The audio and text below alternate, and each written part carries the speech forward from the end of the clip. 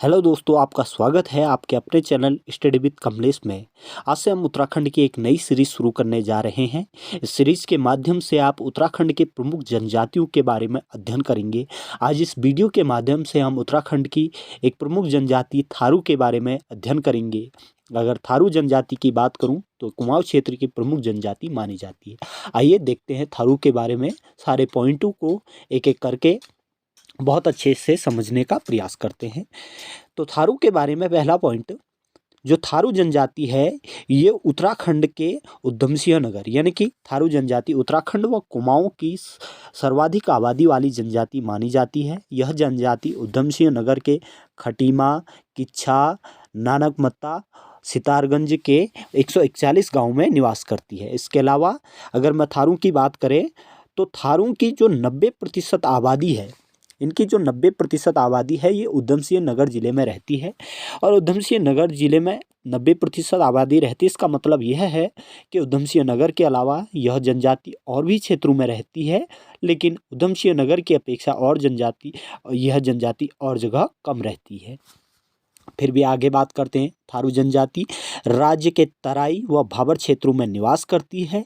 थारू जनजाति के लोग राज्य के अलावा जो है उत्तर प्रदेश, बिहार व नेपाल आदि में निवास करते हैं। यानी कि उत्तराखंड के अलावा ये जो जनजाति है, ये जनजाति उत्तर प्रदेश में, बिहार में, इसके अलावा नेपाल में निवास करती है।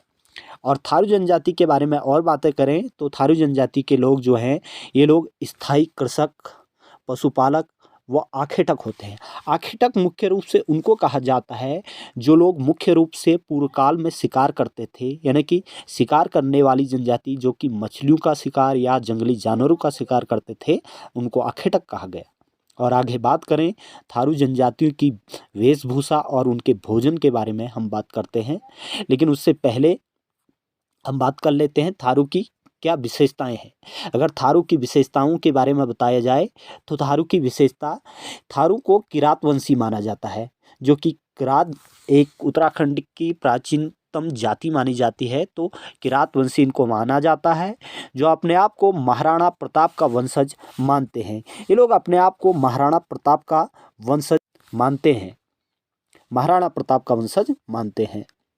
इसके अलावा थारू जनजाति के लोग कदकाठी में छोटे व मंगोली प्रजाति के सर्वाधिक निकट माने जाते हैं, यानी कि सर्वाधिक ये छोटे व मंगोली प्रजाति के सर्वाधिक निकट माने जाते हैं। इसके अलावा इनकी प्रायः समतल नासिका होती है, जो इनकी नाक होती है वह समतल होती है।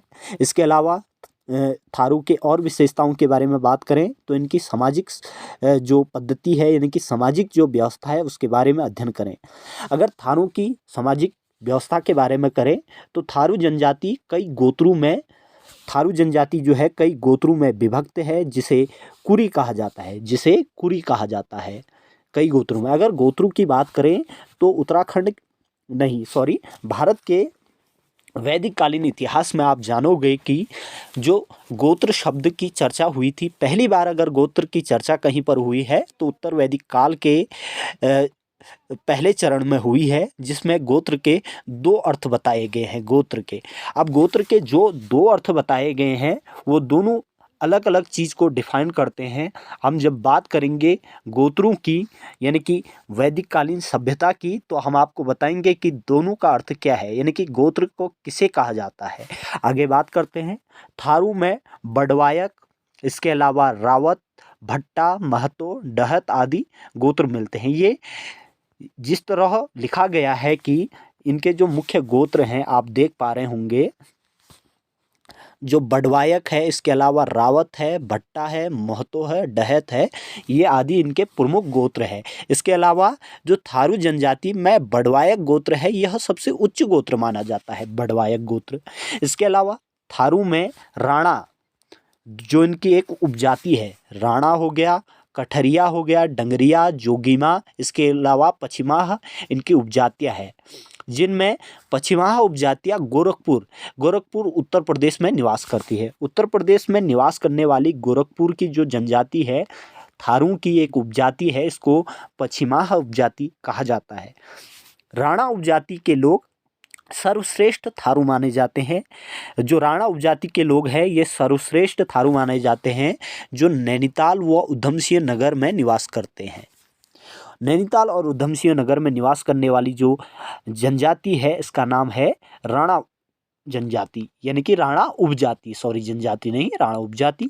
एक बात मैं आपको बता दूं, राणा से आप इस बात का आइडिया लगा सकते हैं महाराणा प्रताप। वैसे मुख्य रूप से देखा जाए तो पूर्व काल में ये लोग राजस्थान में रहा करते थे। राजस्थान के जो मुख्य उस समय राजस्थान के राजा हुआ करते थे महाराणा प्रताप हुआ करते थे, और ये लोग महाराणा प्रताप का वंशज ही अपने आप को मानते हैं। महाराणा प्रताप, अगर मैं महाराणा प्रताप की बात करूं तो ये राजस्थान के राजा थे।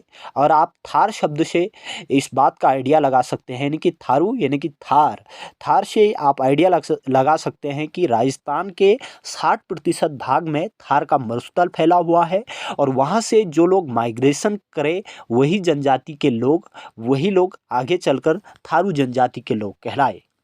आगे बात करते हैं थारू के बारे में। इसके अलावा कठरिया उपजाति उत्तर प्रदेश व नेपाल की सीमाओं में इनकी एक उपजाति है कठरिया। यह कठरिया उपजाति जो है उत्तर प्रदेश व नेपाल की सीमाओं में निवास करते हैं। थारू जनजाति के पुरुष हिंदुत्व के प्रतीक के रूप में सिर पर चोटी रखते हैं। सिर पर जो चोटी रखने की प्रथा है हिंदू धर्म में, तो ये थारू जनजाति के लोग इस चीज़ को निभाते हुए दिखते हैं। इसके अलावा थारू समाज में बड़े परिवार को व्यवस्थित ढंग से चलाने के लिए योग्यतम पुरुष को चुना जाता है, जिसे गुंधुर कहा जाता है। योग्यतम पुरुष यानी कि इससे लगता है कहीं न कहीं पुरुष प्रधान की ओर ये समाज रहा होगा, लेकिन ऐसा नहीं है। इस समाज की कई और बातें हैं जिससे पता चलता है कि नहीं, ये पुरुष प्रधान नहीं, ये महिला प्रधान समाज रहा होगा। फिर भी हम बात करते हैं आगे थारू के बारे में। तो थारू की विवाह की जो विशेषताएं हैं, विवाह की विशेषता इनकी सामान्य विवाह से बहुत अलग विशेषताएं हैं। थारू में पहले बदला विवाह का प्रचलन था, यानी कि बदला विवाह प्रथा का प्रचलन था, जिसके तहत बहनों का आदान प्रदान किया जाता था। इस प्रथा के तहत जो बहनें होती है उनका आदान प्रदान करने की प्रथा थी। इसके अलावा वर्तमान समय में इनमें जो विवाह की जो विशेष प्रथा है, 3 टिकट की प्रथा, ये अभी भी प्रचलित है।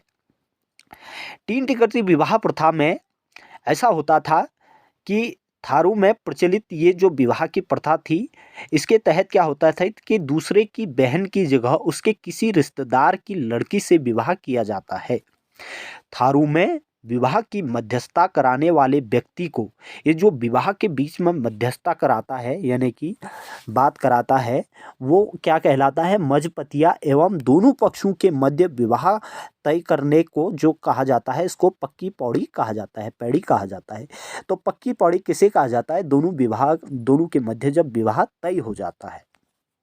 इसके अलावा और बात करें तो थारू में विवाह की सगाई रस्म, जो सगाई की रस्म होती है, इसको अपना पराया कहा जाता है।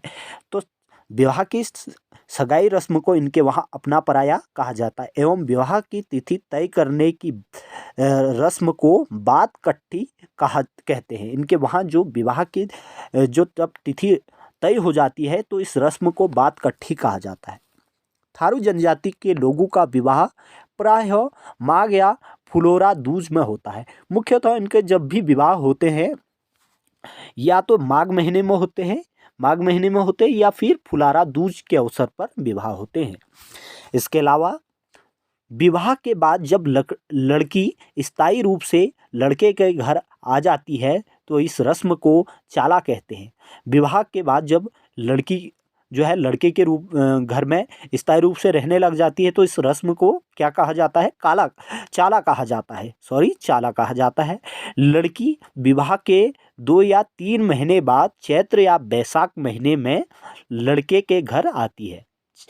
यानी कि विवाह के 3 महीने बाद, जो कि बैसाख या चैत्र महीना जब आएगा, तब लड़की मुख्य रूप से लड़के के घर में आती है। उससे पहले मायके में ही रहती होगी। इसके अलावा थारू में विवाह जो थारू में है, इनमें एक और विशेषता है विवाह की, जिसको हम विधवा विवाह का प्रचलन कहते हैं, यानी कि इनके वहाँ विधवा लड़की का भी विवाह का प्रचलन है। तो थारू में विधवा विवाह का प्रचलन है, जिसके अवसर पर लड़की का पिता अपनी बिरादरी में भोज देता है, यानी कि एक पार्टी ऑर्गेनाइजेशन कराता है, जिसके तहत जिसे भोज कहा जाता है, और इस भोज को लठ भरुआ भोज के नाम से जाना जाता है।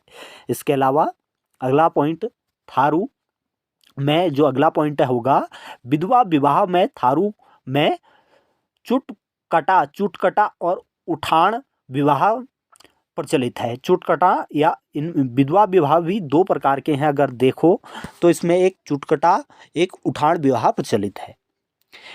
और आगे बात करें, थारू की महिलाओं को तलाक देने का अधिकार है, जिसे उरारी कहा जाता है।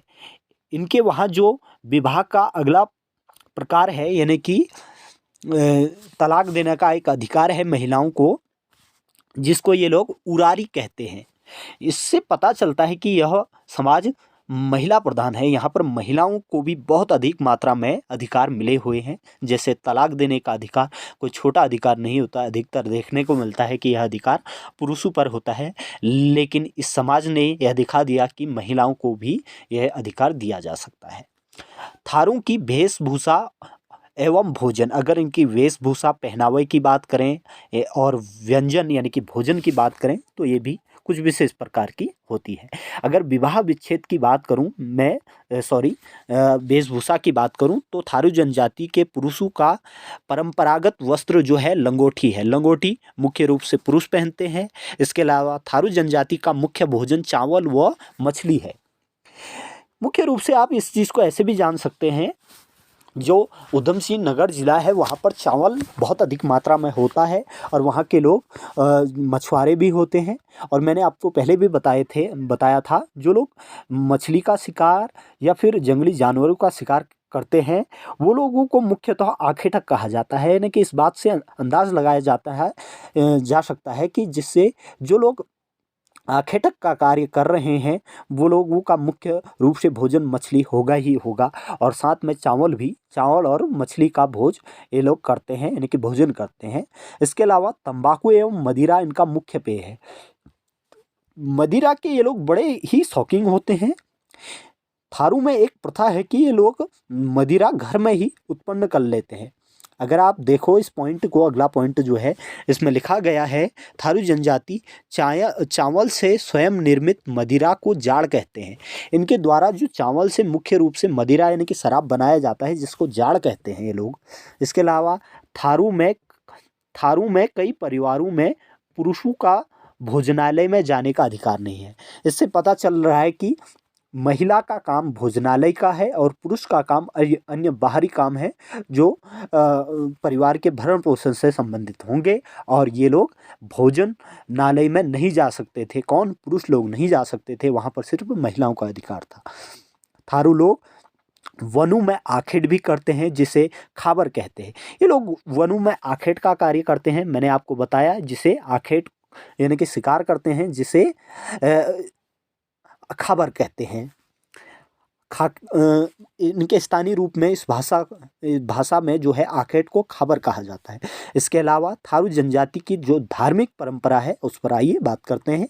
थारू जनजाति में पितृवंशी एवं पितृस्थानीय पारिवारिक परंपरा देखने को मिलती है, एवं समाज मात्र सत्तात्मक भी होता है। यानी कि इनका समाज मात्र सत्तात्मक में भी कहीं ना कहीं देखने को मिल रहा है, क्योंकि थारू के समाज में महिलाओं का स्थान पुरुषों की अपेक्षा उच्च है, जो कि इनकी जो है धार्मिक परंपराओं से देखने को मिल भी रहा है, और अच्छी बात है जहाँ पर महिलाओं को अधिकार हो रहे हैं।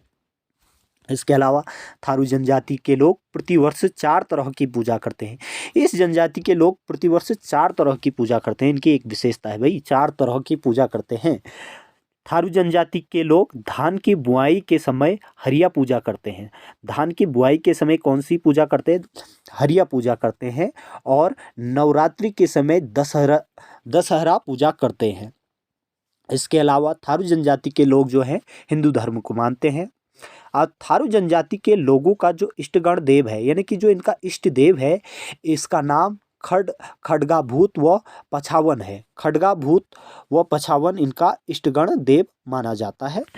खड्गाभूत और पछावन इनका मुख्य जो है इष्ट देव माना जाता है। इसके अलावा थारू में जो है, थारू जनजाति के लोग छोटी माता या चेचक की बीमारी दूर करने के लिए शीतला देवी की पूजा करते हैं। ये लोग क्या है कि आप इसमें देख भी सकते हैं, लिखा गया है कि जो थारू छोटी माता है, नहीं कि चेचक, जब छोटे छोटे दाने हो जाते हैं शरीर में, मुंह में, तो उस चीज़ को दूर करने के लिए माता शीतला की पूजा करते हैं ये लोग। अच्छी बात है। इसके अलावा थारू लोग पशु की रक्षा के लिए डौर चांदी देवी की पूजा करते हैं एवं नगरियाई देवी की भी पूजा करते हैं। एक तो डौर चांदी की देवी की पूजा करते हैं, साथ में नगरियाई देवी की पूजा करते हैं। किसके लिए? पशु की रक्षा के लिए। इसके अलावा थारू की बात करें तो थारू में फसल रक्षा की देवी जो जगमथिया देवी होती है, आप देख सकते हैं जगमथिया देवी लिखा गया है, जैसे कि जगमथिया देवी ये फसल की रक्षक देवी है, यानी कि फसल की रक्षा करने वाली जो देवी है जगमथिया देवी है। इसके अलावा थारू जनजाति में शिकार की देवी, यानी कि शिकार की देवी के रूप में व्याघेश्वरी देवी की पूजा की जाती है।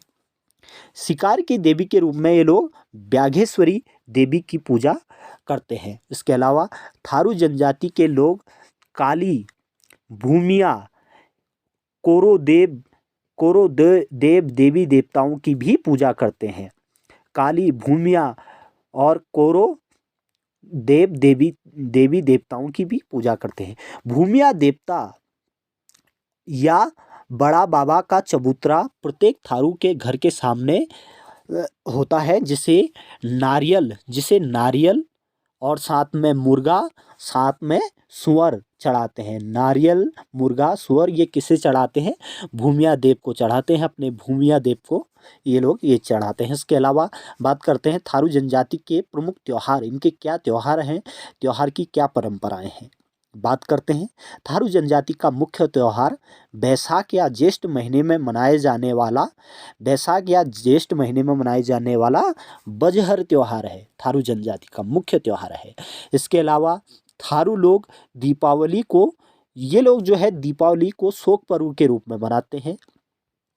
और थारू में जो होली की भी विशेषता है वो अलग प्रकार की है, देखने को मिलेगी आपको। थारू जनजाति के लोगों द्वारा होली सांस्कृतिक महोत्सव 1 माह 8 दिन तक मनाया जाता है। 1 माह 8 दिन तक मनाए जाने वाला जो त्यौहार है, यानी कि होली का त्यौहार 1 माह 8 दिन तक मनाया जाता है थारू में। इसके अलावा थारू की अगर और बात करें, स्त्री एवं पुरुषों द्वारा होली के अवसर पर खिचड़ी नृत्य किया जाता है। तो होली के अवसर पर स्त्री और पुरुषों द्वारा खिचड़ी नृत्य थारू जनजाति द्वारा किया जाता है। इसके अलावा उजली होली या बैठकी होली का संबंध थारू जनजाति से है। उजली होली या बैठकी होली, बैठ के ये होली कहते होंगे। उजली होली संभवतः अंगारे जलाते होंगे और बीच में गोल घेरा लगाते होंगे और उसमें बैठकर ये होली गाते होंगे। वैसे भी कुमाऊं क्षेत्र में जो है होली की 2 विशेषताएं आपको देखने को मिलेंगे, 2 प्रकार, एक बैठक होली, एक खड़ी होली। और थारू में उजली होली या बैठकी होली का संबंध ये थारू जनजाति से है। अब थारू की राजनीतिक व्यवस्था की अगर मैं बात करूं तो इनकी राजनीतिक व्यवस्था भी सामान्य राजनीति से काफ़ी अलग है। थारू की बिरादरी पंचायत में 4 प्रकार के अधिकारी होते हैं। कितने प्रकार के? 4 प्रकार के। बिरादरी पंचायत का मुख्य चौधरी या महतो होता है। तो इनका मुखिया जो होता है वो या तो चौधरी होता है या महतो होता है, जिसका नाम चौधरी या महतो होता है, जिसकी सहायता के लिए बड़धेर, इसके अलावा भेल मानस चौकीदार होते हैं। तो चौधरी, बड़धेर, भेल मानस और चौधरी इनके जो होते हैं ये बिरादरी पंचायत के मुख्य अधिकारी होते हैं। अब अधिकारियों का क्रम भी आप देख सकते हैं इस प्रकार: चौधरी, इसके अलावा बड़धेर, भेल मानस, चौकीदार। और इनके न्याय की जो व्यवस्था है, न्याय के लिए थारू में मध्य पंचगण की व्यवस्था है। मध्य पंचगण की जो व्यवस्था है, इनकी जो है न्याय की व्यवस्था है, जिसमें मदिरा की एक घूंट के साथ तर्क वितर्क किया जाता है। क्या बात है, यानी कि मदिरा के साथ ये लोग तर्क वितर्क करते हैं, जिसे मध्य पंचगण की प्रथा कहा जाता है। इसके अलावा न्याय में मदिरा का जो है मुख्य भूमिका होती है। इनके